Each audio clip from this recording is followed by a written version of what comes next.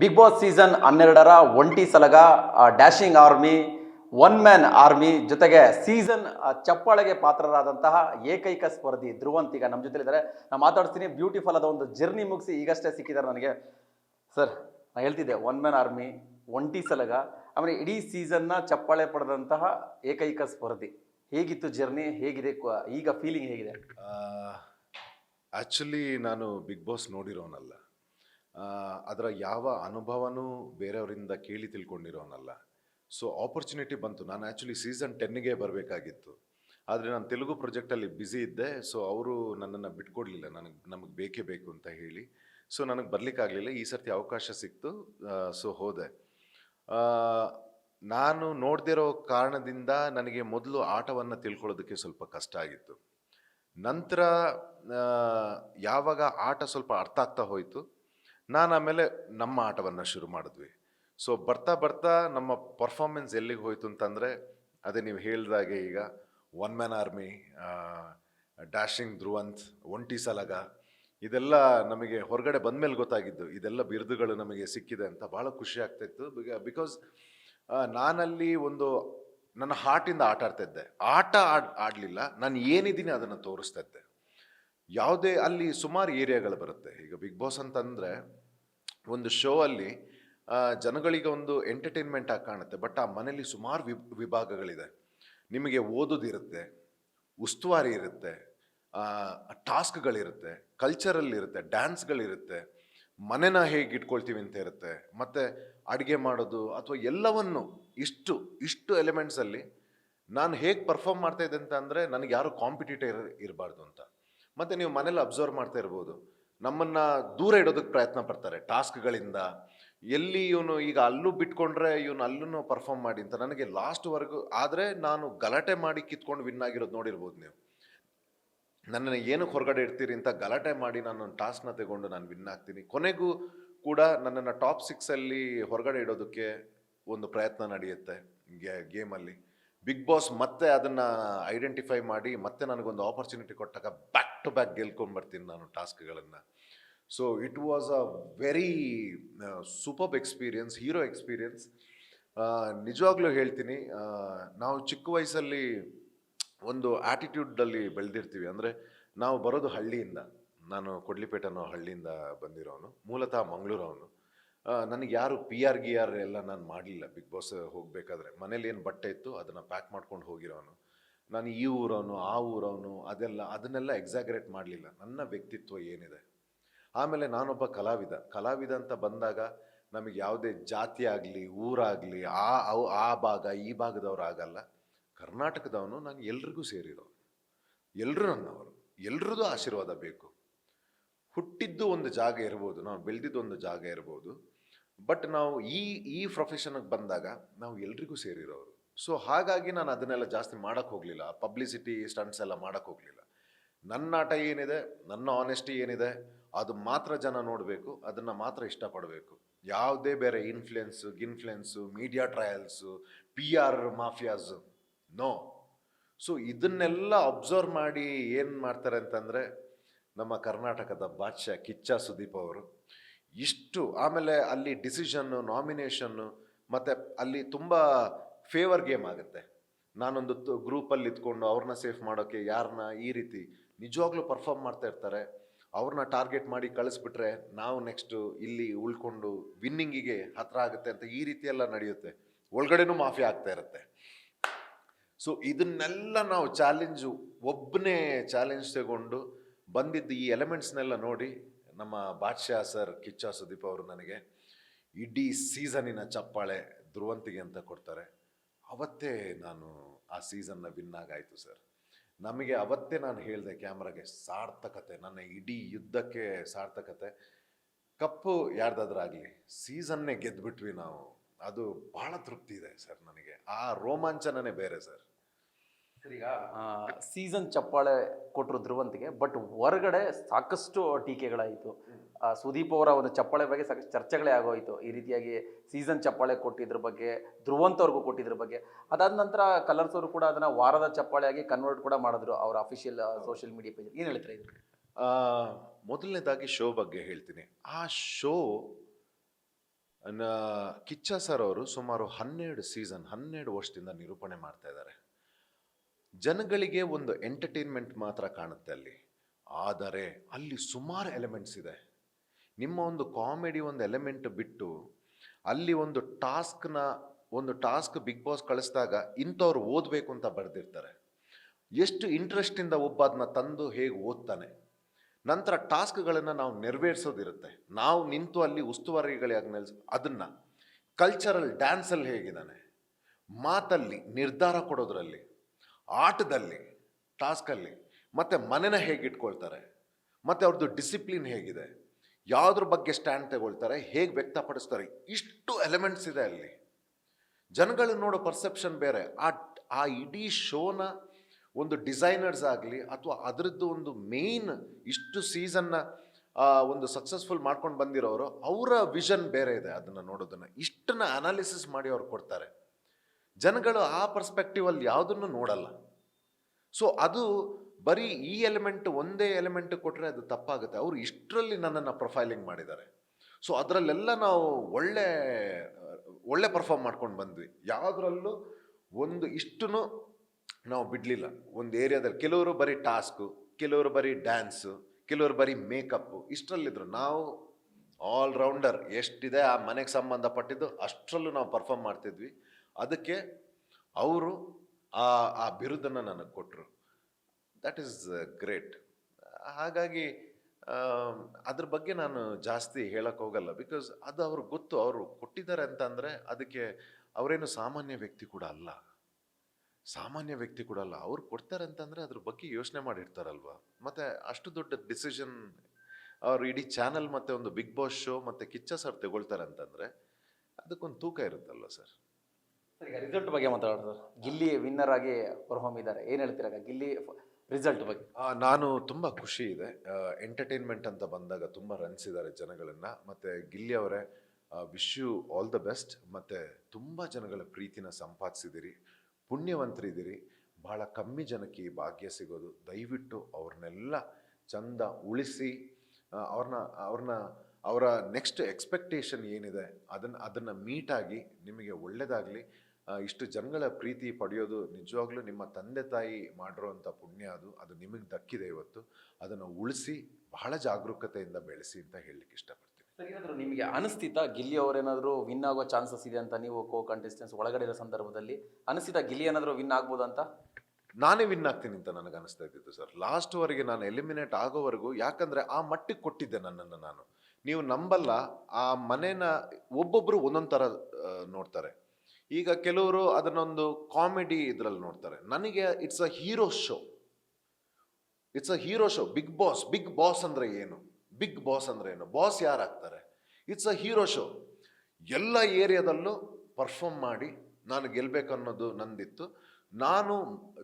ನಾನು ಸ್ವಲ್ಪ ಸ್ಪಿರಿಚುವಲ್ ಜಾಸ್ತಿ. ನಾನು ನಾನ್ ವೆಜ್ನು ಬಿಟ್ಟಿದ್ದೆ. ಒಂದು ಮೊಟ್ಟೆ ಕೂಡ ತಿಂತಾ ಇರಲಿಲ್ಲ. ನಾನು ಮಡಿಲಿ ಕಾಲಿಟ್ಟಿದ್ದ ಮನೆಗೆ. ನಾನು ಅದನ್ನು ದೇವಸ್ಥಾನದ ಥರ ಇಟ್ಟು ಆಟಾಡ್ತೀನಿ ಅಂತ ಹೋದವನು. It is more of sentiments ನನಗೆ ಆ ಮನೆ ಆಗಿತ್ತು. ನಾನಲ್ಲಿ ನನ್ನನ್ನು ಎಷ್ಟು ಕೊಟ್ಟಿದ್ದೀನಿ ಅಂತಂದರೆ ನಾನೇ ವಿನ್ನರ್ ಅಂತ ಇದ್ದಿದ್ದು ನನಗೆ ನನ್ನ ತಲೆಯಲ್ಲಿ.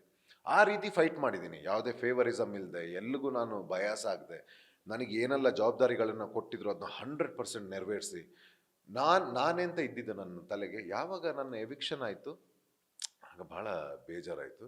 ಬಟ್ ಅದಕ್ಕಿಂತ ಮುಂಚೆ ಬಿಗ್ ಬಾಸ್ ನನಗೆ ಏನೆಲ್ಲ ಕೊಡ್ತು ಅಂದರೆ, ಗೊತ್ತು ನಿಮಗೆ, ನನ್ನ ತಮ್ಮನ ಒಂದು ರಿಸೆಪ್ಷನ್ ಆಗಲಿ, ನಾನು ಇರಲಿಲ್ಲ ಆ ಫಂಕ್ಷನಲ್ಲಿಂತ ಕಲರ್ಸ್ ವಾಹಿನಿ ಮತ್ತು ಬಿಗ್ ಬಾಸ್ ತಂಡ, ನಾನು ತುಂಬ ಚಿರಋಣಿ ಇದ್ದೀನಿ ನಿಮಗೆ. ಆ ರೀತಿ ಮಾಡಿ ನನಗೆ ಕೊಟ್ಟರು. ಮತ್ತು ನೆಕ್ಸ್ಟು ಇಡೀ ಸೀಸನ್ನ ಕಿಚ್ಚನ ಚಪ್ಪಾಳೆ, ನಾನು ಆಲ್ರೆಡಿ ವಿನ್ ಆಗಿದ್ದೆ ಆ ಸೀಸನ್ನ. ನಂತರ ನಾನು ಎಕ್ಸ್ಪೆಕ್ಟ್ ಮಾಡಿರಲಿಲ್ಲ. ನಿಮ್ಗೆ ಹೇಳಿದಾಗೆ ನನಗೆ PR ಆಗಲಿ ಅಥವಾ ಆ ಪಬ್ಲಿಸಿಟಿ ಎಲ್ಲ ತಗೊಂಡೇ ಇರಲಿಲ್ಲ ನಾನು. ಪಬ್ಲಿಸಿಟಿ ಸ್ಟಂಟೇ ಇರಲಿಲ್ಲ ನಂದು ಯಾವುದು ಸೋಷಿಯಲ್ ಮೀಡಿಯಾದಲ್ಲಿ. ಸೊ ಹೊರಗಡೆ ಬಂದಾಗಲೂ ನಾನು ಈ ರೀತಿ ಆಗಿದ್ದೀನಿ ಅಂತ ಗೊತ್ತೇ ಇರಲಿಲ್ಲ ನನಗೆ. ಎಷ್ಟೋ ಫ್ಯಾಮಿಲೀಸ್ಗಳು ಹತ್ತಿದಾರಂತೆ ನಾನು ಹೊರಗಡೆ ಬರಬೇಕಾದ್ರೆ. ಸೊ ಅದೆಲ್ಲ victory sir, that is all victory. ಧ್ರುವಂತನ ಈ ರೀತಿ ಬ್ರ್ಯಾಂಡ್ ಮಾಡಿ ಇಟ್ಟಿದ್ದಾರೆ. ಹೊರಗಡೆ ಬಂದಾಗ ಗೊತ್ತಾಯಿತು ಒಂಟಿ ಸಲಗ, ಒನ್ ಮ್ಯಾನ್ ಆರ್ಮಿ ಅಂತೆಲ್ಲ. ಭಾಳ ಖುಷಿ ಆಯಿತು ಸರ್.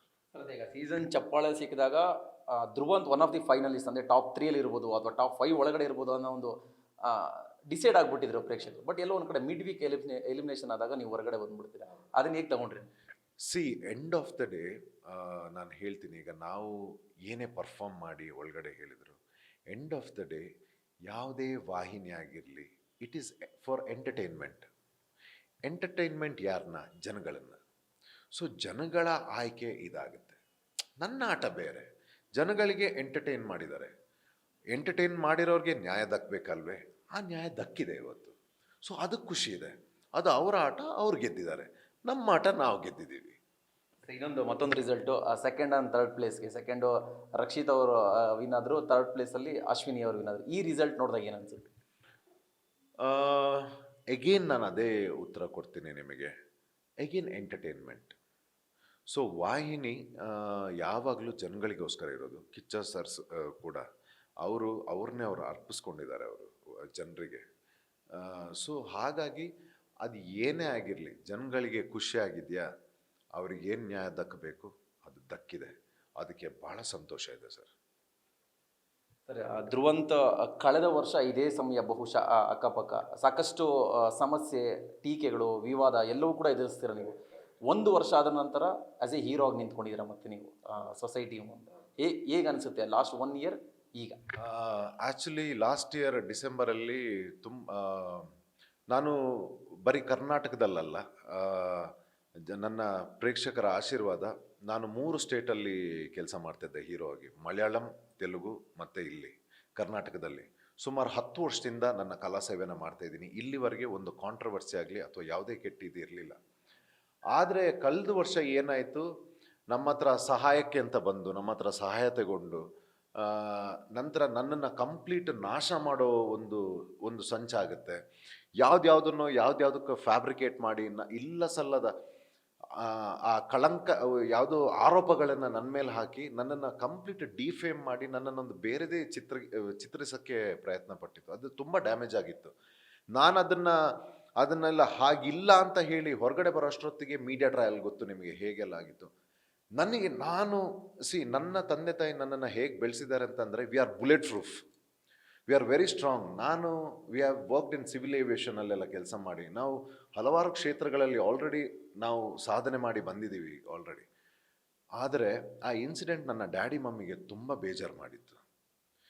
ಯಾಕೆ ಈ ರೀತಿ ಅನ್ಯಾಯ ಮಾಡ್ತಾರೆ ಅಂತ, ನಿನ್ನ ಹತ್ರನೇ ಸಹಾಯ ತಗೊಂಡು, ಕಷ್ಟ ಅಂತೆಲ್ಲ ಹೇಳಿ ನಿನ್ನ ಹತ್ರನೇ ಸಹಾಯ ತಗೊಂಡು ಈ ರೀತಿ ಮಾಡಿದಾರಲ್ಲ ಅಂತ ಹೇಳಿ ಅವ್ರಿಗೆ ಬೇಜಾರಾಗಿತ್ತು. ಆಗಲೇ ನನ್ನ ತಂದೆಗೆ ಪ್ರಾಮಿಸ್ ಮಾಡಿದ್ದೆ, ನಾನು ನಿಮ್ಮ ಇಮೇಜ್ ಏನಿದೆ ಈಗ ಏನು ಹೋಗಿದೆ ಅದನ್ನ ವಾಪಸ್ ತಂದು ಕೊಡ್ತೀನಿ ಅಂತ ಅವತ್ತೇ ಮೆಸೇಜ್ ಮಾಡಿದ್ದೆ ನನ್ನ ಡ್ಯಾಡಿಗೆ. ಡ್ಯಾಡಿ, ನಿಮ್ಮ ಇಮೇಜ್ ಏನು ಹೋಗಿತ್ತು ಅದನ್ನು ವಾಪಸ್ ತಂದು ಕೊಡ್ತೀನಿ ಅಂತ. Sir, you will not believe, ಜಯಮಹಾಕಾಲ್ ಭಕ್ತಿ, ನೀವು ಆನೆಸ್ಟ್ ಆಗಿದ್ದರೆ ಆ ಡಿಸೆಂಬರ್ ಮುಗ್ದು ಡಿಸೆಂಬರ್ ಬರೋದ್ರೊಳಗಡೆ ಇಷ್ಟೇ ಸರ್, ನಾವೇನು ಅಂತ ತೋರಿಸ್ಕೊಂಡ್ವಿ.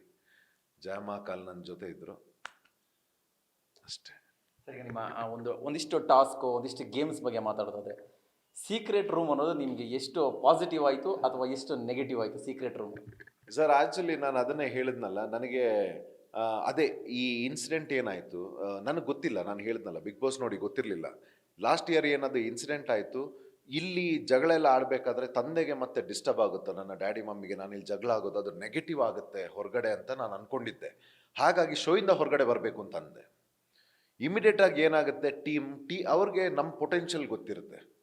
ಈ ಹುಡುಗ ಯಾವುದು ತಡೀತಾ ಇದೆ, ಈ ಹುಡುಗನಿಗೆ ಇದು ಇಲ್ಲ, ಅವನು ಗೇಮ್ ಓಪನ್ ಮಾಡ್ತಾನೆ ಅವನು, ಬಟ್ ಅವ್ನಿಗೇನೋ ಅವನು ತಲೆಯಲ್ಲಿದೆ ಅಂತ ಬಿಗ್ ಬಾಸ್ ಅವರು ದೇ ಆರ್ ಇಂಟೆಲಿಜೆಂಟ್ ಸರ್. ಅವ್ರೇನು ಮಾಡ್ತಾರೆ, ಇಮಿಡಿಯೇಟ್ ತಂದೆಗೆ ರೀಚ್ ಆಗಿ ಅವ್ನಿಗೆ ಏನೋ ಹಿಡಿತಾ ಇದೆ ಅವನ್ನ. ಯಾವಾಗ ಡ್ಯಾಡಿ ಹೇಳ್ತಾರೆ ನಿನ್ನ ಹಠ ಗೊತ್ತು, ಆಟಾಟ್ಕೊಂಡು ಬಾ ಅಂತ, ಇಮಿಡಿಯೇಟ್ ಸೀಕ್ರೆಟ್ ರೂಮ್ ಸಿಗುತ್ತೆ ನನಗೆ. ಸೀಕ್ರೆಟ್ ರೂಮ್ಗೆ ಹೋಗ್ತೀನಿ, ಟಿ ವಿಲಿ ನೋಡ್ತೀನಿ. ಟಿ ವಿಲಿ ನೋಡಿದಾಗ ಗೊತ್ತಾಗುತ್ತೆ ಎಷ್ಟು ನಾನು ವೀಕ್ ಇದ್ದೆ ಅಂತ. ಹೊರಗಡೆ ಬರಕ್ಕೆ ಕಾಯ್ತಾ ಇರ್ತೀನಿ, ಹೊರಗಡೆ ಬಂದು ಓಪನ್ ಮಾಡ್ತೀನಿ ಸರ್ ನನ್ನ ಗನ್ನ. ಆಮೇಲೆ ಫೈರೇ ಎಂಡ್ವರೆಗೂ ಏನೇನು ಚಾಲೆಂಜ್ ಬಂತು ಹೊಡ್ಕೊಂಡೇ ಬಂದ್ಬಿಟ್ಟೆ ಸರ್ ನಾನು ಒಬ್ಬನೇ. ಮತ್ತು ಅಶ್ವಿನಿ ಮೇಡಮ್ ಅವರು ಹೇಳಬೇಕು, ಪಾಪ ಅವ್ರನ್ನೂ ಟಾರ್ಗೆಟ್ ಮಾಡಿ ಕಾರ್ನರ್ ಮಾಡ್ತಾಯಿದ್ರು. ಮೇಡಮ್ ಬನ್ನಿ, ನೀವು ತೋರ್ಸೋಣ ಅಂತ ಅಷ್ಟು ಜನನು ಫ್ರಂಟ್ ಲೈನಲ್ಲಿ ಹಾಕೊಂಡು ಹೊಡ್ಕೊಂಡು ಬಂದ್ವಿ ಸರ್. ಈಗ ಧ್ರುವಂತ ಇದ್ದ ಕಡೆ ಈಗ ರಕ್ಷಿತಾ ಅನ್ನೋದು ಹೆಸರು ಕೂಡ ಇರುತ್ತೆ, ಯಾಕಂದ್ರೆ ನಿಮ್ಮಿಬ್ಬರು ಕಾಂಬಿನೇಷನ್ ಅಷ್ಟು ಹಿಟ್ಟಾಗಿದೆ ಬಿಗ್ ಬಾಸಲ್ಲಿ. ಆಮೇಲೆ ಎರಡು ಥರ ಯೋಚನೆನೂ ಬಂದಿದೆ ನಿಮಗೆ. ಒಂದು ರಕ್ಷಿತ್ ಅವರು ತುಂಬ ಒಳ್ಳೆ ಹುಡುಗಿ ಅನ್ನೋ ಮಾತುಗಳನ್ನು ಕೂಡ ನೀವು ಹೇಳಿದ್ದೀರಾ. ಆಮೇಲೆ ಅವ್ರ ವಿರುದ್ಧವಾಗಿ ಒಂದಿಷ್ಟು ಕೂಡ ನೀವು ಮಾತಾಡಿದ್ದೀರಾ. ಹೇಗೆ ಈಗ ರಕ್ಷಿತ್ ಅವ್ರನ್ನ ನೀವು ಯಾವ ರೀತಿ ನೋಡಿದ್ರಿ ಅಥವಾ ರಕ್ಷಿತ್ ಅವ್ರ ಬಗ್ಗೆ ಏನು ಹೇಳ್ತೀರಿ? ಸಿ ಅಲ್ಲಿ ಎರಡು ಬರುತ್ತೆ. ಒಂದು game show point of view ಅಲ್ಲಿ, ಮತ್ತೆ ಪರ್ಸ್ನಲ್ ಆಗಿ. ಪರ್ಸ್ನಲ್ ಆಗಿ ಈಗ ನಾನು ಕನ್ಸಿಡರ್ ಮಾಡೋದಾದ್ರೆ ಅವರು ಕೆಲವಕ್ಕೆ ಕೊಡ್ತಾ ಇದ್ದದ್ದ ರಿಯಾಕ್ಷನ್ ಅಥವಾ ಮಾತಾಡ್ತಾ ಇದ್ದಂಥ ರೀತಿ ನನಗೆಲ್ಲೋ ಅವರಿಗೆ ಸ್ವಲ್ಪ ಇನ್ನೂ ಲೈಫಿನ ಬಗ್ಗೆ ಅಥವಾ ಸೊಸೈಟಿ ಬಗ್ಗೆ ಅಥವಾ ಒಬ್ಬರು ವ್ಯಕ್ತಿಗಳ ಬಗ್ಗೆ ಐಡಿಯಾ ಕಮ್ಮಿ ಇದೆ, ಅರಿವು ಕಮ್ಮಿ ಇದೆ.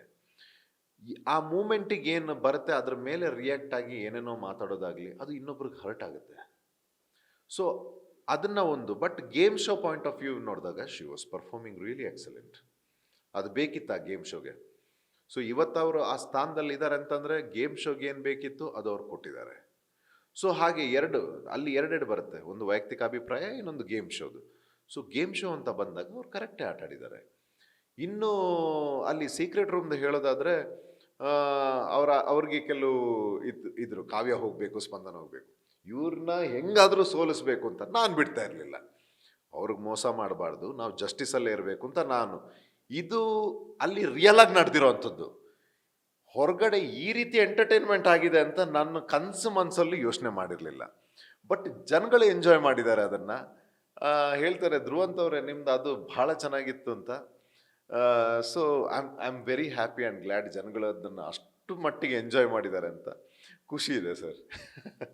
ಮತ್ತು ರಾಶಿಕಾ ಅವರ ಬಗ್ಗೆ ಕೂಡ ಒಂದು ಸ್ಟೇಟ್ಮೆಂಟ್ ಬರುತ್ತೆ. ಅಂದರೆ ರಾಶಿಕಾ ಅವರ ಅಭಿಷೇಕ್ ಆಯಿತು, ನಾನಾಯಿತು, ನೆಕ್ಸ್ಟ್ ಸೂರಜ್. ಅಂದರೆ ಈ ರೀತಿಯಾದ ಒಂದು ಸ್ಟೇಟ್ಮೆಂಟ್ ಎಲ್ಲೋ ಒಂದು ಕಡೆ ಕನ್ಫ್ಯೂಷನ್ ಕ್ರಿಯೇಟ್ ಆಯಿತು ಅವ್ರ ಬಗ್ಗೆ. ಏನು ಹೇಳ್ತೀರಿ? ಅಲ್ಲಿ ಏನಾಗ್ತಾಯಿತ್ತು ಅಂತಂದರೆ ಅವರು ಒಂದು ಚಿಕ್ಕ ಚಿಕ್ಕ ರೀಸನ್ಗೆ ಕೋಪ ಮಾಡ್ತಿದ್ರು. ಆ್ಯಕ್ಚುಲಿ ನಾವು ಒಂದು ಬೇರೆದೇ ಮೈಂಡ್ ಸೆಟ್ಟಲ್ಲಿ ಹೋಗಿದ್ದೆ ನಾನು ಯಾವುದೋ ಇದರಲ್ಲಿ ಕಳೆದೋಗಿದ್ದೆ. ನಾನು ಸ್ವಲ್ಪ ಯೋಚನೆ ಮಾಡೋದು, ಗೇಮ್ ಅರ್ಥ ಮಾಡ್ಕೊಳ್ಳೋದ್ರಲ್ಲಿ. ಅವರು ಬಂದು ಮಾತಾಡ್ತಾ ಇದ್ರು, ಮತ್ತು ನಾನು ಮಾತಾಡದೇ ಇದ್ದಾಗ ಅವರು ಕೋಪ ಎಲ್ಲ ಬರ್ತಾ ಇತ್ತು. ಸೊ ನಾವೇನಾಗುತ್ತೆ, ನಮಗೆ ಈಗ ಹರ್ಟ್ ಆದಾಗ ಆ ಹರ್ಟ್ ಆಗಿದ್ದ ಟೈಮಲ್ಲಿ ನಾವು ಮಾತಾಡೋದು ಭಾಳ ಸಹಜ ಏನು ಅಂತ. ಸೊ ನಾನು ಹೇಳ್ತಾ ಇದ್ದೆ, ನಿಮಗೆ ಮಾತಾಡಲ್ಲ ಅಂತಂದರೆ ಬಿಟ್ಬಿಡಿ, ಯಾಕೆ ಟ್ರೈ ಮಾಡೋಕ್ಕೆ ಹೋಗ್ತೀರಿ? ನಿಮಗೆ ನಾನು ಮಾತಾಡ್ತಾ ಇಲ್ವಾ, ಬಿಟ್ಬಿಡಿ ನನ್ನ ಪಾಡಿಗೆ. ನಿಮಗೆಲ್ಲ ಅಷ್ಟು ಜನ ಹುಡುಗರಿದ್ದಾರೆ, ಹೋಗಿ ಮಾತಾಡಿ. ನಾನು ಮಾತಾಡ್ತಾ ಇಲ್ವ, ಬಿಟ್ಬಿಡಿ. ಸೊ ಟ್ರೈ ಮಾಡೋಕ್ಕೆ ಹೋಗಬೇಡಿ, ನಾನಂತ ಹುಡುಗನೇ ಅಲ್ಲ ಅಂತ ಹೇಳಿದ್ದೀನಿ ನಾನು. ಅದನ್ನು ಬೇರೆ ಆ್ಯಂಗಲಲ್ಲೆಲ್ಲ ಹೋಗಿದ್ದೆಲ್ಲ ಅದೆಲ್ಲ ನೋಡಿದ್ವಿ. ಸೊ ಅದು ಆಟಕ್ಕೆ ಮಾತ್ರ ಅಲ್ಲಿ ಸೀಮಿತ ಸರ್. ಈಗ ವೈಯಕ್ತಿಕವಾಗಿ ಬಂದರೆ ನನಗೇನು ಅವ್ರ ಮೇಲೆ ಇದಿಲ್ಲ. ಸೊ ಆ ಆಟದಲ್ಲಿ, ಆ ಸನ್ನಿವೇಶದಲ್ಲಿ, ಆ ಅಗ್ರೆಷನ್ ಮೂಮೆಂಟಲ್ಲಿ ಬಂದೇ ಬರುತ್ತೆ. ಈಗ ನೀವು ನೋಡಿದ್ರಿ ಬೇರೆ ಕಂಟೆಸ್ಟೆಂಟ್ಸ್ ಎಲ್ಲ, ಅದೊಂದು part of that game inside that house, ಅದೊಂದು ಮೂಮೆಂಟ್ ಅಷ್ಟೇ. ಅದನ್ನು ಬಿಟ್ಟು ಬೇರೆ ಹೊರಗಡೆ ಬಂದರೆ ನಮಗೆ ನೆನಪೇ ಇಲ್ಲ ಒಳಗಡೆ ಏನೆಲ್ಲ ಆಗಿದೆ ಅಂತ. ಸೊ ಆ ಬಿಗ್ ಬಾಸ್ ಅದು part and parcel of that game. Raghu ಅವ್ರ ಬಗ್ಗೆ ಒಂದು ಡಿಬೇಟ್ ಆಯಿತು. ಒಂದು ವಿಚಾರ ಅಂತಂದರೆ, ರಘು ಅವ್ರೀಗ ಫಿಟ್ನೆಸ್ ಫೀಲ್ಡಲ್ಲಿ ತುಂಬ ದೊಡ್ಡ ಮಟ್ಟದ ಹೆಸರು ಮಾಡೋದಂಥವ್ರು. ಅವ್ರ ಫಿಟ್ನೆಸ್ ಬಗ್ಗೆ ಅಷ್ಟೆಲ್ಲ ಗೊತ್ತಿದ್ರು, ಎಲ್ಲ ಒಂದು ಕಡೆ ತುಂಬ ಎಣ್ಣೆ ಹಾಕಿ ಅಡುಗೆ ಎಲ್ಲ ಮಾಡಿಬಿಡ್ತಾರೆ. ಅವ್ರಿಗೆ ಅಷ್ಟೊಂದು ಫಿಟ್ನೆಸ್ ಬಗ್ಗೆ ಗೊತ್ತಿಲ್ಲ ಅಂತೆಲ್ಲ ಒಂದು ಮಾತು ಹೇಳಿದ್ರು. ಅದಾದ ನಂತರ ರಘು ಅವರು ಕೂಡ ನಿಮ್ಮನ್ನು ಮನೆಯಿಂದ ಯಾರು ಹೋಗಬೇಕು ಅನ್ನೋ ಒಂದು ಚರ್ಚೆ ಬಂದಾಗ ಧ್ರುವಂತ್ ಇರಲಿ ಸೇವ್ ಮಾಡಿದ್ರು ಕೂಡ ಅಲ್ಲೊಂದು ಕಡೆ. ಸೊ ಏನು ಹೇಳ್ತೀರಾ ಅವ್ರ ಬಗ್ಗೆ, ಆ ಒಂದು ಇನ್ಸಿಡೆಂಟ್? ಒಂದು ಆ ಕೊಟ್ಟು ತಗೊಳ್ಳೋದು ಅದೊಂದು ಆ ಬಿಗ್ ಬಾಸ್ ಮನೆಯ ಭಾಗ, ಅದು ಇದ್ದಿದ್ದೆ. ಸೊ ಈಗ ಒಬ್ಬ ವ್ಯಕ್ತಿ ಅಂತ ಅಂದರೆ, ಈಗ ಫಾರ್ ಎಕ್ಸಾಂಪಲ್, ಈಗ ಒಬ್ಬ ವ್ಯಕ್ತಿ ನನ್ನ ಜೊತೆ ಚೆನ್ನಾಗಿದ್ದಾಗ ನಾನು ಏನು ಮಾಡ್ತೀನಿ, ಅವರ ಒಳ್ಳೆತನನೇ ನಾನು ನೋಡಕ್ಕೆ ಹೋಗ್ತೀನಿ. ನೀವು ಅದು ಮಾಡಿದ್ದು ತುಂಬ ಚೆನ್ನಾಗಿತ್ತು, ಹೀಗೆ ಮಾಡಿದ್ದು ಚೆನ್ನಾಗಿತ್ತು. ಅವರಲ್ಲಿ ಕೆಟ್ಟದಿಲ್ಲ ಅಂತಲ್ಲ, ಆದರೆ ನಾನು ನೋಡೋದು ಒಳ್ಳೆತನ ಮಾತ್ರ. ಯಾಕಂದರೆ ಅವ್ರು ತುಂಬ ಚೆನ್ನಾಗಿದ್ದಾರೆ. ಯಾವಾಗ ಯಾವುದೋ ಒಂದು ಕಾರಣಕ್ಕೆ ನಾವೊಂದು ಆ ರೆಸ್ಪೆಕ್ಟಲ್ಲಿ ಇಟ್ಟಾಗ ಒಬ್ಬರು ವ್ಯಕ್ತಿನ, ನಾನು ಅವ್ರ ಹತ್ರ ಹೇಳ್ತಾ ಇದ್ದೆ, ಸರ್ ನಿಮಗೆ ನಾನು ಎಷ್ಟು ಇಷ್ಟನೋ ಗೊತ್ತಿಲ್ಲ, ಬಟ್ ನನಗೆ ನೀವು ಭಾಳ ಇಷ್ಟ. ನೀವು ಕ್ಯಾಪ್ಟನ್ ಆಗದೆ ಇದ್ರು, ಇಲ್ಲದೆ ಇರುವಾಗಲೂ ನಾನು ಅವ್ರನ್ನ ಕ್ಯಾಪ್ಟನ್ ಅಂತಲೇ ಕರಿತಾ ಇದ್ದೆ ರಘು ಅವ್ರನ್ನ. ನಿಮ್ಮ ಪರ್ಸ್ನಾಲಿಟಿ ಇಷ್ಟ ಅಂತ. ಯಾವಾಗ ಅವರು ಯಾವುದೋ ಒಂದು ಕಾರಣಕ್ಕೆ ನನ್ನ ಬಗ್ಗೆ, ನನ್ನ ಡೆಡಿಕೇಶನ್ ಗೊತ್ತಾ ಮನೆಗೆ, ಅದ್ರ ಮೇಲೆ ಪ್ರಶ್ನೆ ಮಾಡಿದಾಗ ನನಗೂ ಟ್ರಿಗರ್ ಆಗುತ್ತಲ್ಲ ಸರ್, ನನಗೂ ಬೇಜಾರಾಗುತ್ತಲ್ಲ. ಆಮೇಲೆ ನಾವು ತೆಗೊಂಡು ಸುಮ್ಮನೆ ಬಿಡೋರಂತೂ ಅಲ್ಲ. ಅವ್ರದ್ದು ಏನೆಲ್ಲ ಅಬ್ಸರ್ವ್ ಮಾಡಿದ್ದೆ ಹಾಕೊಂಡಲ್ಲಿ ಪ್ರೆಸೆಂಟ್ ಮಾಡಿದೆ. ಸೊ ಅದು ಅವ್ರಿಗೂ ಶಾಕಿಂಗ್ ಆಗಿತ್ತು. ಬಟ್ ಅವ್ರ ಬಗ್ಗೆ ಒಳ್ಳೇದೂ ಹೇಳಿದ್ದೀನಿ ನಾನು ತುಂಬ. ನೀವು BTಲೂ ನೋಡಿರ್ಬೋದು ನೆನ್ನೆ, ಅದನ್ನ ನಾನು ಹೇಳಿದ್ದೀನಿ. ಸೊ ಅದೊಂದು ಆ ಆಟದ ಭಾಗ ಅಷ್ಟೇ. ಈಗ ನೀವು ಈಗ ಕೇಳಿದ್ರೆ ನಾನು ಹೇಳ್ತೀನಿ, ನಾನು ಆ ಮನೇಲಿ ನೋಡಿರುವಂಥ ಒಂದು ಜೆಮ್ ಅವ್ರ ವ್ಯಕ್ತಿ, ಆ ವ್ಯಕ್ತಿಯ ಒಂದು ಪರ್ಸನಾಲಿಟಿ ಇದೆಯಲ್ಲ ಸರ್, ಅವ್ರು ಕೋಪ ಅಂತ ಹೇಳ್ತಾರೆ ಬಟ್ ಇಲ್ಲ, ಒಬ್ರು ಒಬ್ರು ಹಿರಿಯರಾಗಿ ಆ ಮನೆಯಲ್ಲಿ ನಮಗೆಲ್ಲ ಹಿರಿಯರಾಗಿ ಒಬ್ರು ಹಿರಿಯರಿಗೆ ಯಾವ ವ್ಯಕ್ತಿತ್ವ ಬೇಕಿತ್ತು ಅದು ಅವರಲ್ಲಿತ್ತು. ಆ ಸಮಾಧಾನ, ಆ ಕಂಟ್ರೋಲಿಂಗ್, ಊಟ ಮಾಡಿಕೊಡೋದು, ಎಲ್ರೂ ಪ್ರೀತಿ ಮಾಡೋದು, ತನ್ನಿಂದ ಏನು ಕೊಡೋಕ್ಕಾಗುತ್ತೆ ಕೊಡೋದು, ಅದೆಲ್ಲ ಭಾಳ ಬ್ಯೂಟಿಫುಲ್ ಆಗಿದ್ರು ರಘು ಅವರು. ನನಗಿಷ್ಟ, ಅವರು ತುಂಬ ಇಷ್ಟ, ಈಗಲೂ ಭಾಳ ಪ್ರೀತಿ. ನಿನ್ನೆನೂ ಹೇಳ್ತಾ ಇದ್ರು, ಧ್ರುವ್ ನನಗೆ ತಲೆ ಏನು ಆಗ್ತಾಯಿದೆ ಅಂತಲೇ ಗೊತ್ತಿಲ್ಲ. ನಾನು ಅಂದೆ ಸರ್ ಸಮಾಧಾನ ಮಾಡ್ಕೊಳ್ಳಿ, ಒಂದು 2-3 ದಿವಸ ಹಂಗಿರುತ್ತೆ, ಬರ್ತೀರಿ ನಾರ್ಮಲ್ಗೆ, ಒಂದೇ ಸಲ ಬಂದ್ರಲ್ಲ ಮನೆಯಿಂದ ಹೊರಗಡೆ, ಅದಾಗುತ್ತೆ, ನನಗೂ ಆಗಿದೆ, ರಿಲ್ಯಾಕ್ಸ್ ಅಂತ ಹೇಳ್ತಾ ಇದ್ದೆ ನಾನು. But is a gentleman. Sir, ಈಗ ಬಿಗ್ ಬಾಸ್ ಮುಗಿದ ಮೇಲೆ ನಿಮಗೆ ಫೀಮೇಲ್ ಫ್ಯಾನ್ಸ್ ತುಂಬ ಜಾಸ್ತಿ ಆಗಿದಾರಂತ, ಆಮೇಲೆ ಮದುವೆದ ಪ್ರಪೋಸಲ್ಸ್ ಎಲ್ಲ ಬರ್ತಾ ಇದೆ ಅಂತ ಕೇಳ್ಕೊಟ್ವಿ. ಈ ಸೀಸನ್ ನೋಡಾದ್ಮೇಲೆ ನನಗೆ ಹುಡುಗಿಯರ ಫ್ಯಾನ್ಸ್ ಆಗ್ತಾರೆ ಅಂತ ನಾನು ಅನ್ಕೊಳ್ಳಲ್ಲ. ಯಾಕಂದರೆ ನನ್ನ ಅಲ್ಲಿ ಆರ್ಭಟ, ನನ್ನ ಕಿರ್ಚಾಟ ನೋಡಿ ನೀವು ಓಪನಿಂಗಲ್ಲಿ ಸ್ಪಂದನ ಅವ್ರ ಜೊತೆ ಜಗಳ ನೋಡಿರ್ಬೋದು.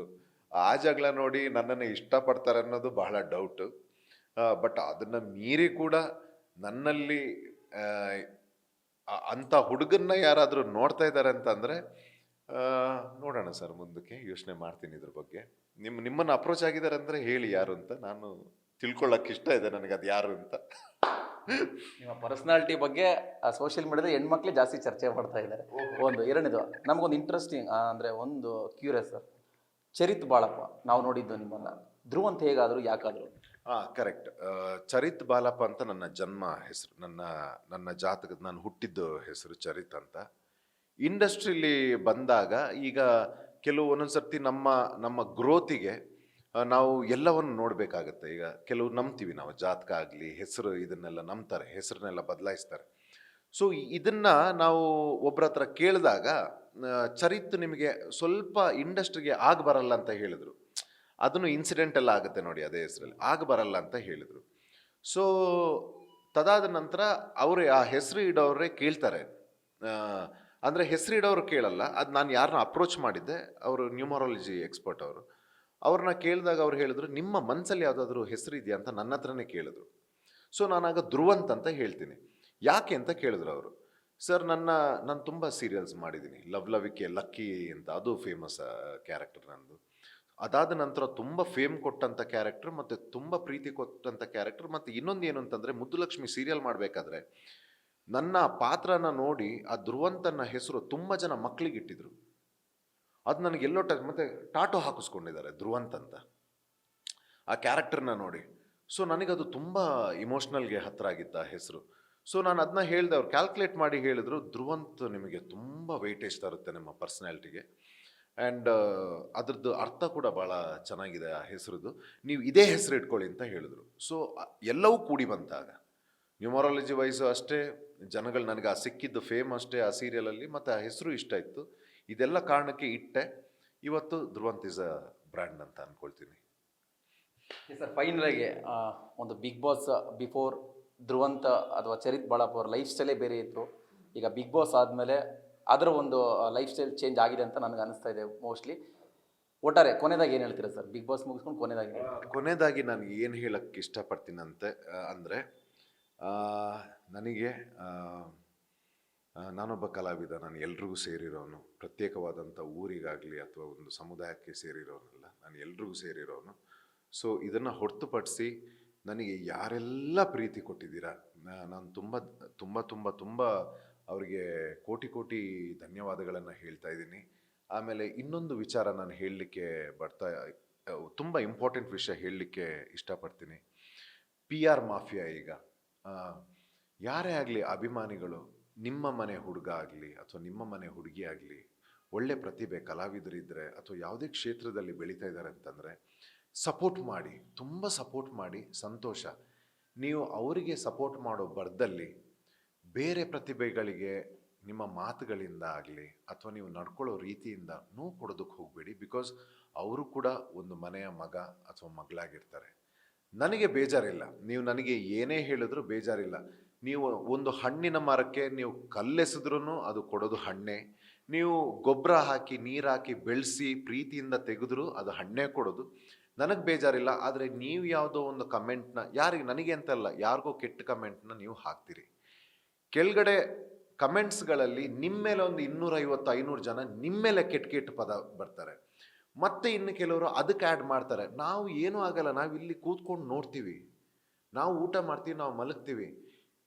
ನಿಮಗೆ ಇನ್ನೊಬ್ಬರು ಬೈತಾ ಇರ್ತಾರೆ, ನೀವು ಇನ್ನೊಬ್ರಿಗೆ ಬೈತೀರಿ ನಮ್ಮ ಹೆಸರಿಟ್ಕೊಂಡು.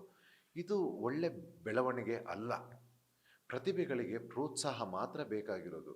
ಪ್ರೋತ್ಸಾಹ ಮಾಡೋಕ್ಕಾಗದೇ ಇದ್ದರೆ ದಯವಿಟ್ಟು ನಮ್ಮ ಸ್ಯಾಡಿಸಮ್ನ ತೋರಿಸೋದು ಬೇಡ.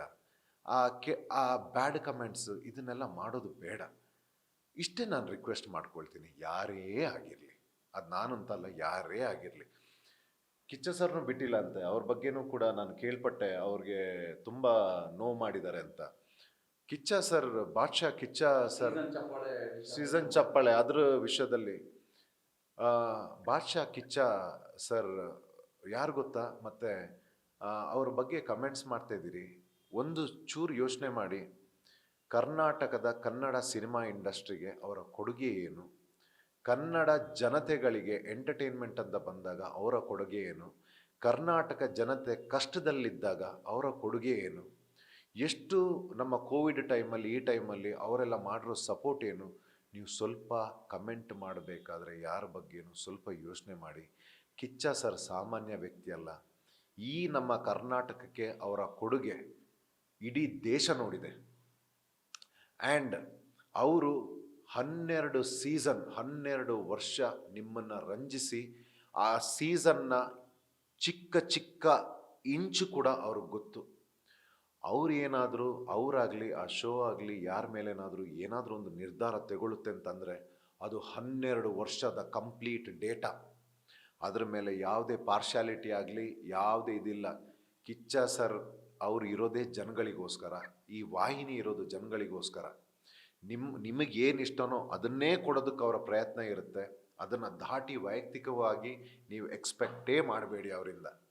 ಸೊ ಹಾಗಾಗಿ ನಾನು ಇಡೀ ಜನತೆ ಕೇಳೋದು, ದಯವಿಟ್ಟು ಪ್ರೋತ್ಸಾಹ ಮಾಡಿ. ನಿಮ್ಮ ಪ್ರೋತ್ಸಾಹ ಇನ್ನೊಬ್ಬರಿಗೆ ಅದು ಒಳ್ಳೆ ಆರೋಗ್ಯಕರವಾದ ಬೆಳವಣಿಗೆ ಅಲ್ಲ. ಯಾಕಂದರೆ ನಾಳೆ ನಿಮ್ಮ ಮಕ್ಕಳು ಕೂಡ ಯಾವುದಾದ್ರೂ ಒಂದು ಕ್ಷೇತ್ರದಲ್ಲಿ ಸಾಧನೆ ಮಾಡಬೇಕಾದ್ರೆ ಅದು ನಿಮ್ಮ ಮಕ್ಕಳಿಗೆ ವಾಪಸ್ ಆಗಬಾರ್ದು. ಇಷ್ಟೇ. Sir, thank you so much and all the best for your next projects and future plans. ಮತ್ತೆ ಸಿಗ್ತಾನೆ. Thank you sir. Yes sir, yes, ಇದು ಸಿಂಗಲ್ ಶೇರ್ ಡೇರಿಂಗ್ ಆರ್ಮಿ ಧ್ರುವಂತ್ ಅವರ ಮಾತು. ಕ್ಯಾಮರಾ ಪರ್ಸನ್ ಶ್ಯಾಮ್ ಜೊತೆ ಭರತ್ ಕೃಷ್ಣಪ್ಪ, ನ್ಯೂಸ್ ಫಾಸ್ಟ್.